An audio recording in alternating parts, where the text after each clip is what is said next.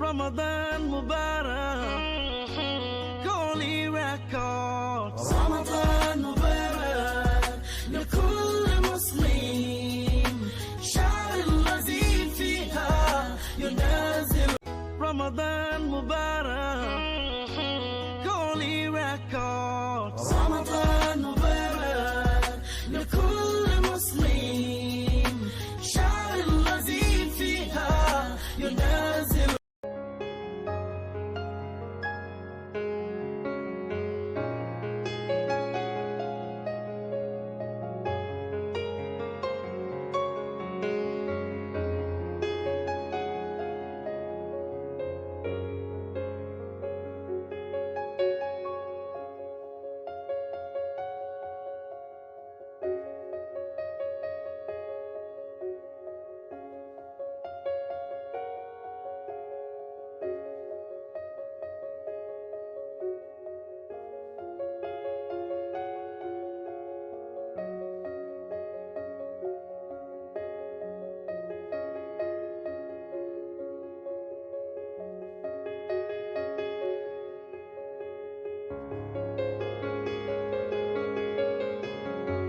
asalaamu calaykum waraxmatullaahi tacaalaa wabarakaatu. waa idin salaam walaalahayga sharafta leh meel walbo aad dunida dacaladeeda ka joogtaan. waa walaashiin baarlin oo idinleh soo dhawaada. maanta waxaan idiin wadaa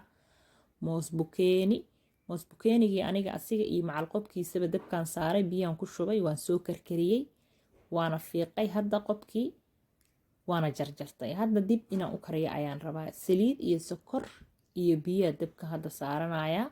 markay xoogaa karkaraana waxaan rabaa inaan dib ugu daro mooskii oon qobka ka fiiqay oon jarjartay.